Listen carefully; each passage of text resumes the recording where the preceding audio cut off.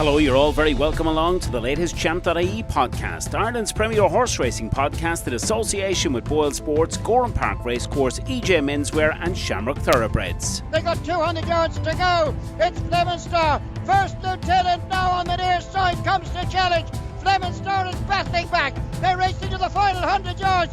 First Lieutenant on the near side for Brian Cooper. On the far side, Flemenstar. Tidal Bay goes between them. So they shove the near side. And Tidal Bay is won it for Paul Nichols and Andrea Graham Wiley in the most amazing chase. It's the battle of the champions now, and Hurricane Fly, the course specialist, Jeski on the inside. They fly the final flight. Hurricane Fly, Jeski and the outsider Arctic Fire. They're racing up towards the finish. Hurricane Fly from Jeski and Arctic Fire. It's a tremendous battle. The Hurricane is unbeaten at Leopardstown. If you haven't already, be sure to like this video and subscribe to the Champ.ie YouTube channel, as it helps to get horse racing content out there to the wider audience. Barry and Cole look forward to discussing your latest #Cheltenham Ante-Post selections in the comment section below. We're on the road to Cheltenham again. Boylesports. Don't just bet, choose wisely. Yeah, and hello and welcome back to the Road to Cheltenham Challenge. Of course, 7 days to go to the Cheltenham Festival and episode 12. It's the turn of course, we're keeping it local, Pat Foley, a man that's was no stranger to the Cotswolds, no strangers to his winners around Gowran Park as well. A big thank you to, of course, our partners, Gowran Park Racecourse, Boylesports, our betting partner, EJ Menswear and Shamrock Thoroughbreds. Yes, we're going to kick off with a quick fire round with Pat Foley. As was building up to the festival, and the first item on the agenda is the Irish novices. But before we discuss this season, tell us about, I suppose, your memories of the celebrations when Denoli won the 2.5 mile novice at the festival. The picture in my granddad's living room, I think, was his first ever trip to Cheltenham, Pat, and I think half of County Carlow, my uncle included as well. There was a deluge into the parade ring of so it was Carlow men and everyone from the southeast in Ireland. He was the banker of the festival. What can you remember about the celebrations? Because I'm still hearing about it. Yeah, look, with plenty of pictures here of the parade ring of the horse coming in, my father and Danny being lifted shoulder high, being carried back in. But the security couldn't stop the crowd of people coming in. Like normally, you'd just be the first, second, and third in the winners' enclosure. Mr. The horse was surrounded. They couldn't close the gates. People were jumping them to get in with him. So there's a good few pictures of that here. There's a picture of Danny's son, Dan O'Neill. He's actually the one that's jumping the gate. So the celebrations, I'd have loved to have been old enough probably to appreciate it more. I'd love to have been there, I suppose, if I had been old enough. But well, the Bagenalstown lads, Pat, the Bagenalstown lads are one thing, Pat, trying to jump the fence, but when the Michael lads start trying to jump the fence, there'd be absolutely no stopping them, I'd say. No, they had a bullock throw at them, regardless of what was there. I think it would have been, because I think the whole county pretty much seemed to have gone over there, or if they weren't there, the stories were that they were anyway. But no, I watched it here with my family and some of the staff, and I remember the phone literally never stopped for a couple of hours afterwards. As soon as it ring, hang up, it was ringing again. So it just, I suppose, it was unusual for us. We weren't used to anything like that whatsoever. Like I said, he was the banker of the whole meeting, so I can only imagine the relief then afterwards that was felt as well. Well, speaking of the banker of the meeting, this was the Irish novices this season. Keen to get your view. Personally, my banker of the meeting is Final Demand, and he's favoured, of course, for the Turners as we're speaking, and co-picked the board as well. Will he unleash two proper ones at Leopardstown? What did you make of the two? And I suppose if you could take one home with you, which one would you take? Oh God, it'd be a tough choice. You can't knock either of them. To see what they have done, it seems to be flawless. Maybe Kopek might have been a little bit free, but I suppose they're going to get a stronger pace in Cheltenham. I don't think Paul will have any worries in that sense, but that's the only thing you could knock him on. Jumping maybe could improve it slightly, but look, you're really looking for something to knock him on. Just virtually, I can't see anything. I think regardless of what they go for, I'd imagine Kopek will go for Supreme. Hard anything there to beat him. The same with Final Demands. If he goes for either the Turners or even the Albert, I can't see anything beating either of them. You mentioned already Albert Bartlett. That seems to be, I suppose, that's a big debate over the last 24 hours. Final demand for the Albert Bartlett. The ground drying. Do you think that actually genuinely comes into the equation when they're making up their mind? You'd imagine so, because look, he won in Limerick at Christmas. It was pretty soft that day. Like the form is on soft, but the way he travelled through his races doesn't seem to be any problem to him. But look, whatever he decides, obviously will be the right call, but it doesn't seem to matter. I think he'll win either, whether they go for the 2.5 or the 3 miles. I don't think it'll matter. But obviously ground, I think they are giving it pretty dry, isn't it, between now and next week. There's not a huge amount of rain forecast, so I'm sure they'll have it well watered, well safe. But I'd say if it was softer ground, I'd say there'd be no doubt about it, he'd be going for the turners. Well, I think you're absolutely spot on that, but I still think they'll go, by the way, to the turners. I think the Albert Bartlett can be quite a tough race for a young horse, and this horse has only had 2 runs over hurdles, and obviously hasn't had any runs in bumpers either. So I just thought the turners might be the right race regardless of the ground. Boylesports. Don't just bet. Choose wisely. In terms of the handicaps at this year's festival, I did say to you, 3 for the handicaps. What I suppose sticks out to you after last week, and obviously the way it's been announced and the handicap shake-up? What 3 horses, I suppose, stand out to you heading over? It's hard to pick 3, to be honest with you, but the 3 I would have come up with was, after the King of Prez won, the Dan Moore. He's in a lovely weight in the Grand Annual. He's going there with the real right profile for me for that race. Doesn't seem to be ground dependent. He's kind of won everything. He seems to fit the kind of profile you want for that. He's going to have a lovely racing way for it. For me, he's very good each way value there for that. Gavin Cromwell's horses obviously are flying, so he'd be one the Grand Annual for me. If Joseph O'Brien, I know he's 2 in it for JP in the Fred Winter. But if Out for a Stroll got in, I think he's same thing, fits the profile perfectly for that race. By Churchill, I'd love to have a few Churchills to go jumping with. I think they are made for jumping. So I think he won in Limerick, was 2nd in Punchestown.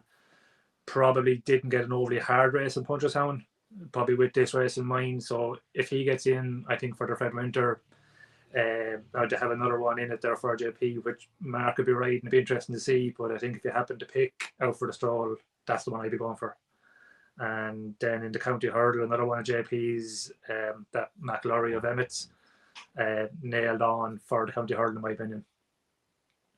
It's interesting you said Churchill over jumps. Spoiler alert, we might keep one of them for later on in the show in terms of an Ante-Post selection. I suppose 1 horse for 1 race at Cheltenham 2026. If there's any horse this year that you're most looking forward to, believe it or not, at next year's festival, long-term project, who are you going with? I think 6.5 of Gavin Cromwell's. She's very unexposed, and I think he said during the week that that's his best chance of a winner in Cheltenham, and he's going over with some very fancy horses. I think she's going to be, fairly nailed on for the Mayor's novices. But she was running very well in some very high-class flat races. Jumped very well, when she won over hurdles. Doesn't seem to be a problem going there with not much experience over jumps. There's plenty of experience from flat. So I could see her maybe next year ending up in the Mayor's hurdle. Yeah, she certainly is an interesting profile. You mentioned her, her rating on the flat. She looks really, really good. In terms of maybe a horse that's underestimated, what do you think is the most underestimated horse maybe heading to the festival? A dark horse heading to Cheltenham 2025. What are you going to throw into the mix there? A horse in the bumper of Harry Durnham's, Mossy Fen Road. Just keeping an eye on him, because he went to his point-to-point with a big reputation before he ever ran, of one of the Doyle's best horses. He won very impressively, sold for good money afterwards. But the reason I suppose I've been keeping an eye on him is because we actually have the horse that was 2nd to him in his point-to-point. He was 4th in his maiden hurdle in Leopardstown yesterday. Well, our fella's a proper chaser. He's not a bumper horse. But he won very impressively in England there a couple of weeks back for Harry Durnham. But I think he's 20 to 1 for the Cheltenham bumper. he was held in high regard from the word go. He couldn't have won any more impressively. And I just think he's going there, Johnny Burke, that's who wrote him. He spoke very highly of him afterwards. So as a British horse running, say, in champion bumper. Yeah, Mossy Fen Road. Yeah, Mossy Fen Road.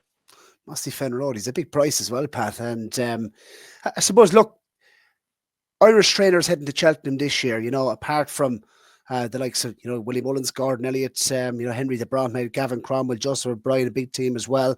In terms of a romantic story, is there potentially a Denoli story? Maybe not quite as big as Denoli, but is there, what's the one romantic story or racing headline that you'd love to see at the end of Cheltenham 2025? Unfortunately, there's not too many of there, Barry, to be honest with you, because it is fairly sewn up. There's not too many going there, fancied in one of the graded races or one of the big races.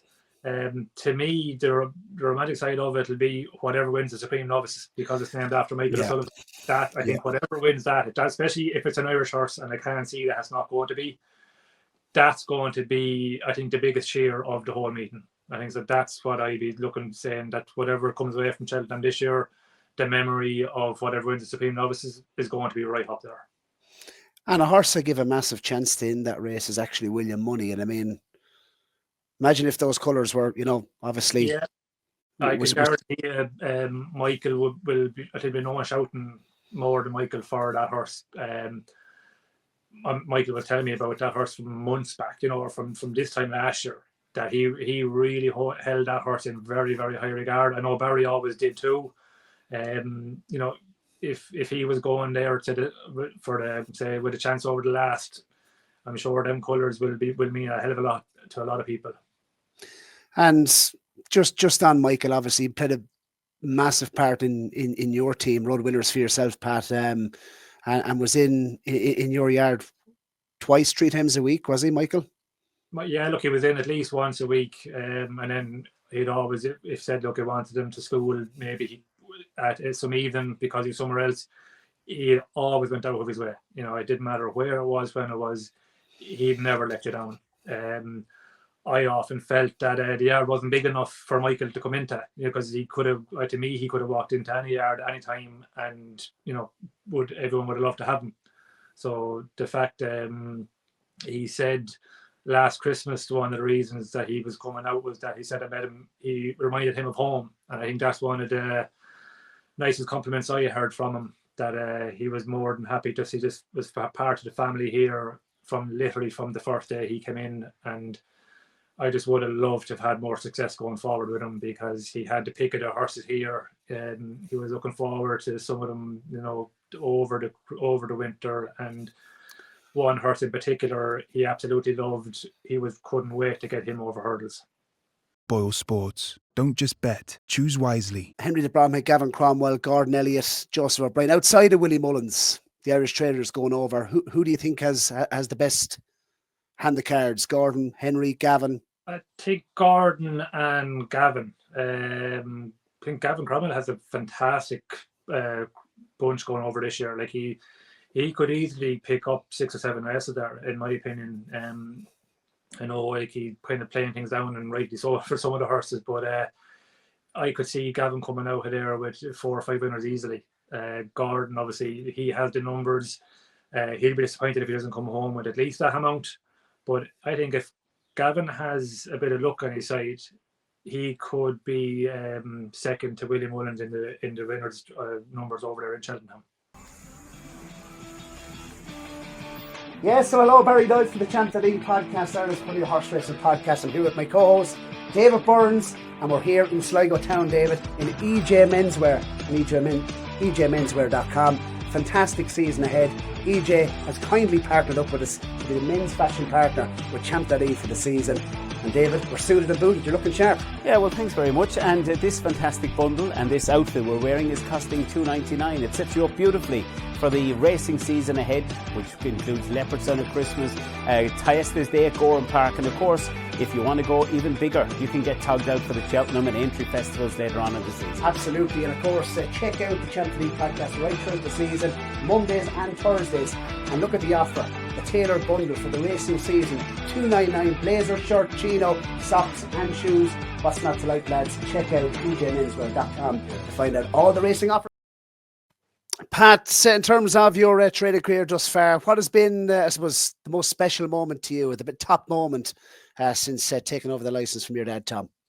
It has to be Rebel Gold, I suppose. Like, he's been a superstar for me.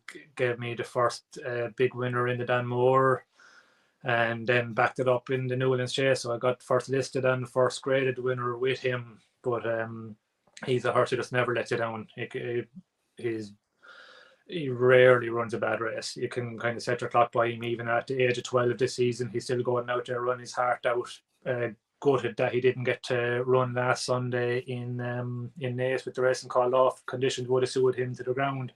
Would have been lovely to have tried to, reclaim the Newlands Chase with him. But Rebel would have to be the highlight so far. And in terms of, I suppose, your training career and, what you learned from your dad, Tom, what was the top learning from a training perspective that you got from your dad? Father was fantastic with dealing with owners. It didn't matter whether it was good news, bad news, day or night. He was fantastic with talking and dealing with owners. Very patient with them. And I suppose you have to have, at the end of the day, the owners are paying the bills, their horses.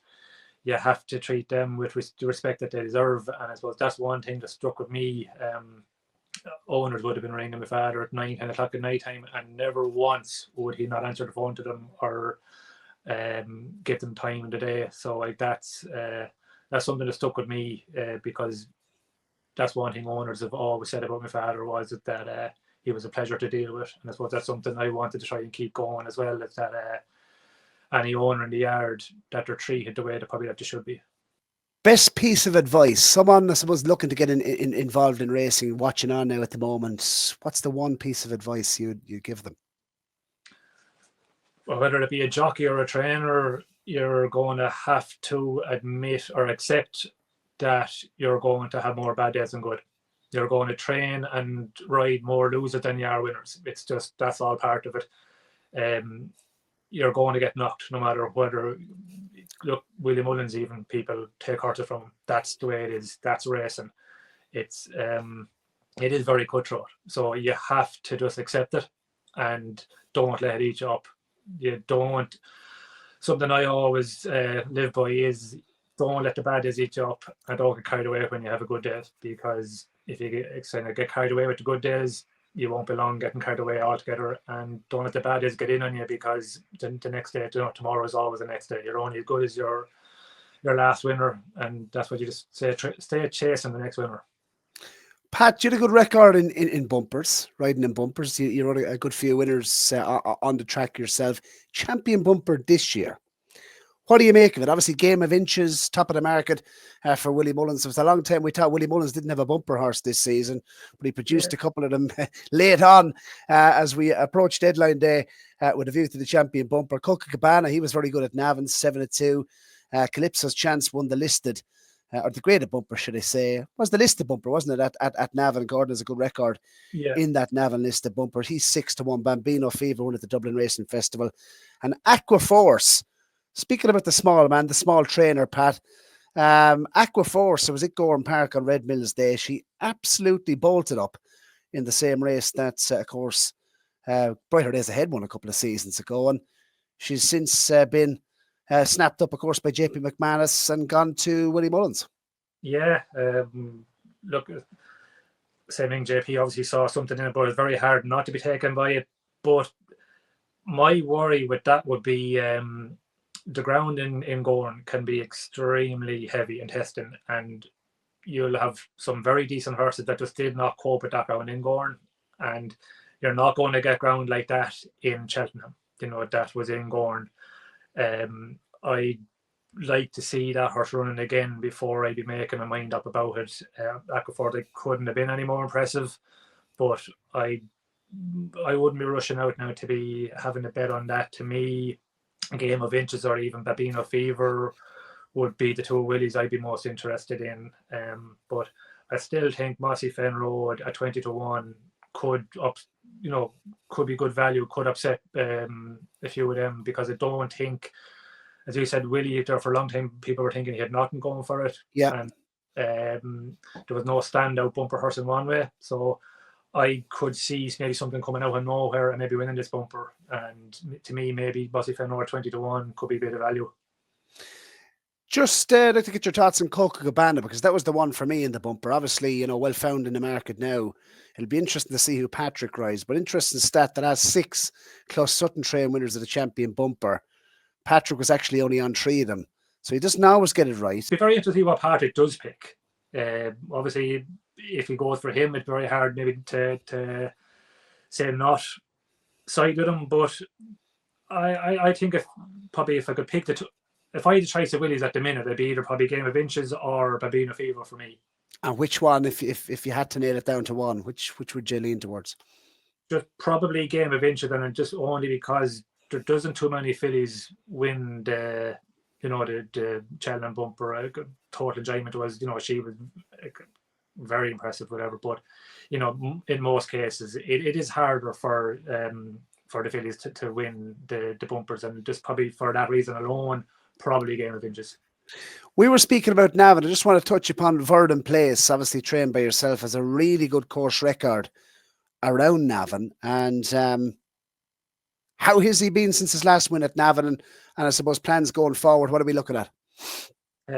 Delighted with him. He's taken his racing very, very well this season.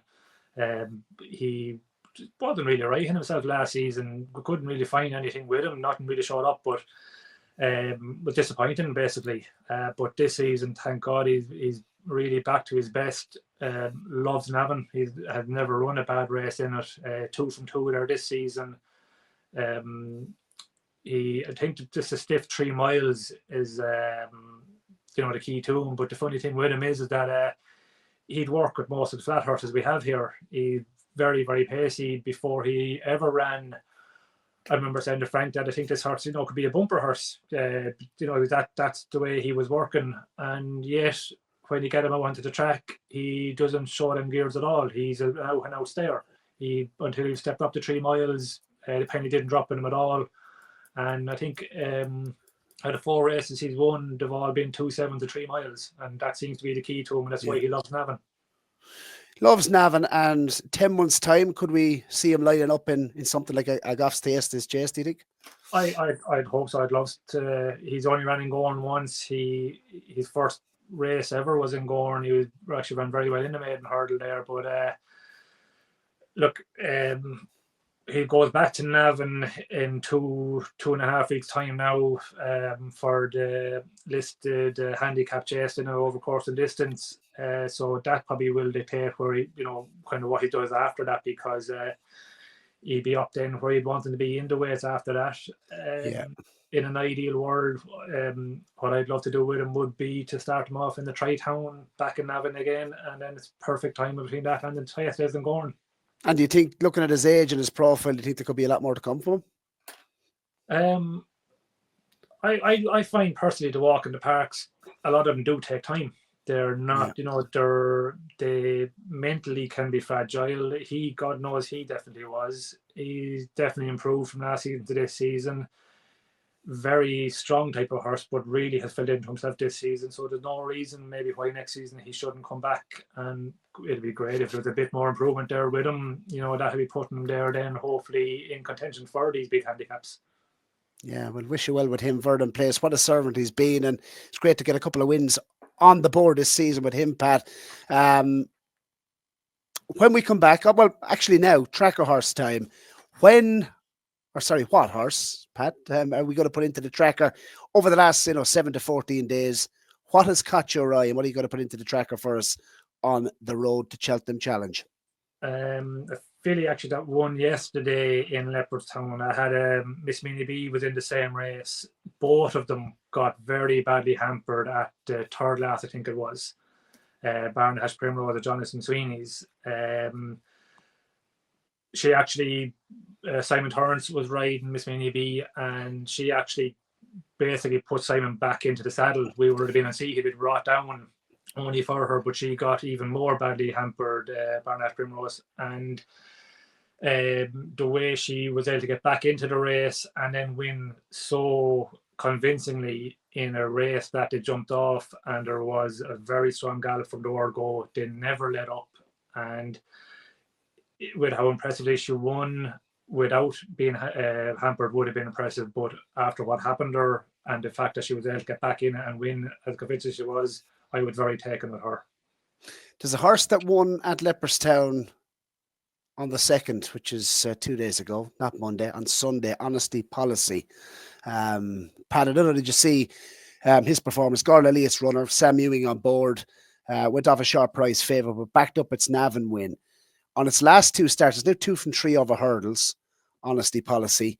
And I just am really impressed with this horse's attitude. I'd say a fence next year and further.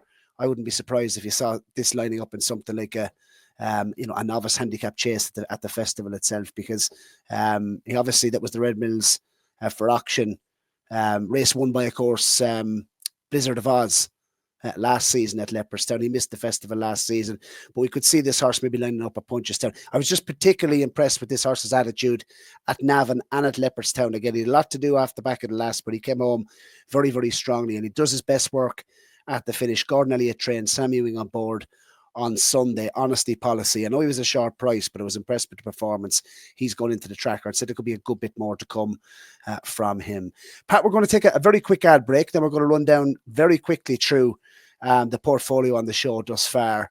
And as I said, this is episode number 12. Just another 2 more selections to come after this episode on the series. We're going to squeeze it in, Pat. 7 days to the festival. And when we come back, we're going to be looking at the full portfolio and putting in our selections on episode number 12. From Dundalk to Longchamp, from the Galway races to the Breeders' Cup, Shamrock Thoroughbreds have taken owners all over the world. Tiger Bell in front, holds them. Late on the scene is Dawn Charger storming home, but Tiger Bell in front and won. Coming through the centre, Laugh a Minute with a strong challenge on this Laugh a Minute, who goes on to the closing stages to win by like the Laugh a Minute from Fiscal Roots. But it's Harry's Bar repelling the late challenge of the stable companion Dream today, and Harry's Bar makes it 6-course wins. Check out shamrockthoroughbreds.com or click the link in the Champ.ie podcast video description to learn more about new racehorse ownership opportunities. Yes, what I mentioned as well, Gowran Park, of course, this upcoming Saturday, big day in the Six Nations, racing and rugby, of course, at Gowran Park, and really looking forward to, of course, the big date this upcoming weekend. You can get your tickets on at gowranpark.ie, and really looking forward to, I suppose, being down there on the day itself and building up to all the action, of course, this upcoming Saturday on the eve of the Cheltenham Festival. So best of luck to Eddie and all the guys at Gowran Park, our racecourse partner, this upcoming weekend. And we look forward, of course, to being down there doing the morning 9 show as well before racing once again. Anything in it? Look at the entries, Pat, thus far. Anything in at the weekend at Gowran? Yeah, 2. One in the maiden hurdle, might not get in. Woodford Warrior, hope he does. It'd be only his 3rd run, but I'd love to get him over there for experience, especially when it's only over the road. And Rebel Goal will go for the Shamrock Chase over there in it. So it's only, I think, 12 in it.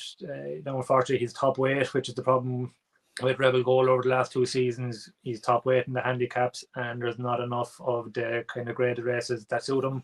So he'll be going to Gowran. He'll take his chance in it. Won his beginners in Gowran back 3 years ago, so he loves the track, so it's a good option for him. He likes Gowran, and conditions will suit him. Any other horses, I suppose, to follow for viewers watching heading into, I suppose, the depths of the spring and into the summer? Horse maybe to follow from the yard yourself? I like a horse of ours called Fada Dream. He won his bumper in Clonmel last May. Big horse, was very weak, still filling into himself. Had his first run back of this season in Naas 2 weeks ago now, but very delighted with him. He finished a good 4th in it, with plenty of improvement to come from him. He can mix it both flat and national. We got him handicapped on the flat over the summer, but he should have no problem winning races, I'd be hoping. And Mashallah Habibi, that was 4th in the maiden hurdle in Leopardstown yesterday. He seems to be improving all the time, going to make a lovely chaser. Really looking forward as well. Not sure if it's going to be in the late spring, but definitely into the summer. Looking forward to doing a feature with yourself down, of course, at the stables as well, just outside Bagnallstown. So really looking forward to that, Pat, and wish you well with the horses mentioned. Boylesports. Don't just bet. Choose wisely. Yes, Pat, seen as you are, of course, the special guest in episode number 12 of the Road to Cheltenham Challenge. By the way, if you haven't updated your portfolio, down below, of course, viewers, make sure to do so. And we would appreciate a like and a subscribe as well if you haven't already subscribed to the channel. Pat, take it away. Episode number 12, your selection on the Road to Cheltenham Challenge series. What are you siding with? Going to go for McLaury Barry there in the county hurdle. Very impressed with the way he won in Leopardstown at the Dublin Wrestling Festival. Looked like a horse that was is nailed on for this. Going to be in a nice weight. Won a handicap there the way you'd expect him to, but knowing that there's still plenty in hand. I'd imagine Mark will ride him. Simon won on him at Christmas. I know he loved the feeling he got off of him, and to me, he's definitely fits the bill for the county. I know, Emmett's going to have him spot on for that. So to me, he's the winner of the county in my eyes. So good boost as well as if you want to back Pat's selection. Boylesports have kindly, put it out to 15-2, enhanced out from 6-1. So that's Emmett Bull and Train McLaury, owned by JP. And you were speaking about Churchill's, Pat, early on in the show and how good they are to jump. I'm going to go with, I saw a Churchill, a 6-year-old, a horse by the name of Comfort Zone, who really impressed me actually in his comeback effort over hurdles after a bit of a break. He was campaigning the summer last season over jumps. He's only had the 6 runs in handicaps over hurdles. And of course, on the level, he achieved the rating of 94, winning actually at Naas the October. Naas handicap. On the level, was well back to win on that occasion. Priced up for the Coral Cup, he's 20-1 now.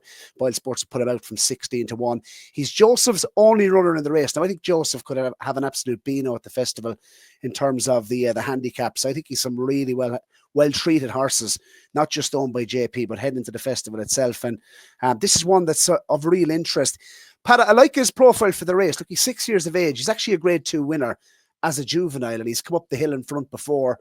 His experience, and he's won at Cheltenham in the past, not at the festival, but he has won at the course, in the new course he won. So stamina is not going to be an issue, and I like his form as well in handicaps, given the fact that he wasn't beaten all that far, but the ballpark at Galway over 2 mile and 6 furlongs seemed to handle the hustle and bustle of a big field handicap at the Galway festival, and I thought he was a real eye catcher last time at Leopardstown when finishing third. Simon Torrance was actually on him on that occasion. It'll be interesting to see maybe Pat, does he take the ride, given the fact that I think JP has a couple in there, so it'll be interesting to see what way it works out. But the British handicapper has only given him £4 on top of his Irish mark. I think the average was 3 for Irish handicap hurdlers, and off 137, I definitely thought he could be competitive off that. He obviously has had the benefit of that run at Leopardstown. Joseph will have him absolutely spot on. And look at the Wallpark, I suppose, ever since he finished ahead, only beaten, I think it was a length and a half. He finished third, Comfort Zone, but he's only beaten a length and a half by the eventual winner, the Wallpark, and he's since gone up £15. So you said Churchills are good to jump. This fella's a good jumper, Pat, and he was a real eye catcher at Leopardstown on his comeback run over hurdles. I thought he was a massive price in the Coral Cup. Each way, split the stake. We're going to split the stake on the episode, 20-1. I thought he could definitely hit the frame. 4 places at the moment, now running no bet. Yeah, like I fully agree with you. As you said, he'd have the experience going there as well. Like and it is a big help in the big festivals, if to have something like that under their belt. But to me, I just Churchills seem to love National Hunt. So I'd be a big fan of the jumping wise, and I couldn't agree more with you. He feels look, I'd love to see Simon getting right on him. Simon's riding out here now as well, and he kind of has the pick of the most of them now. In an ideal world, I'd love to see Simon riding them, and if they were coming up the hill, I'd be shouting on for them. Yeah, Comfort Zone. So really looking forward to seeing him. And this is the portfolio thus far, Pat. Thus far, should I say, Pat. Stencil for the Triumph and Ergby for the Champion Chase. That's still alive. The Big Westerner, 25-1 for the Bartlett. Please stay away, Willie, with Final Demand, because we've got him in at 12-1 for the Turners. Corbett's Cross each way for the Gold Cup. That's still alive. Lecky Watson, 16th for the Brown Advisory. Caroline Bamboo, as Jerry Hannon would say, 18-1 for the Mayor's Novice. Bury Your Bus, that's gone. Lossie Mouth still in the Champion Hurl. Telefatique, 9 Graces, Comfort Zone. Portfolio isn't looking too bad. And obviously, Pat, you've added to the list McLowry there. Hello Neighbour is a horse you also like. I know we were discussing that off air. That was put in twice. Once by Brian Cooper and once by Brendan Duke on the show as well. So I suppose it's all question marks, isn't it? What goes where, Pat? But the ground will have a big, I suppose, say into where some of these selections are going to go. But I think overall in the series we're in a good place. Talk about you first of all before we, or last of all, Pat, before we wrap up. Most looking in terms of ambition over the next 12 months. What's your big goal now as a trainer heading into the next 12 months, into obviously the spring campaign over jumps and into the summer as well? What's the plan? Well, about just really just to stay progressing, stay getting winners. That's, I said, you're only as good as your last winner. I'd love that to get if you could win, like say Navan next week or a couple of weeks time with Verdun Place, something like that, a big listed handicap, them type of wins that people take notice of. So really just stay progressing, stay working hard, get as many winners as possible. And I suppose a long-term goal would be, I'd love to just train a grade 1 winner someday. That'd be, that's what we're all, I suppose, aiming at the start of every morning when you're going out to the horses. That's everyone's goal at the end of it. So please God, someday we could pick up one.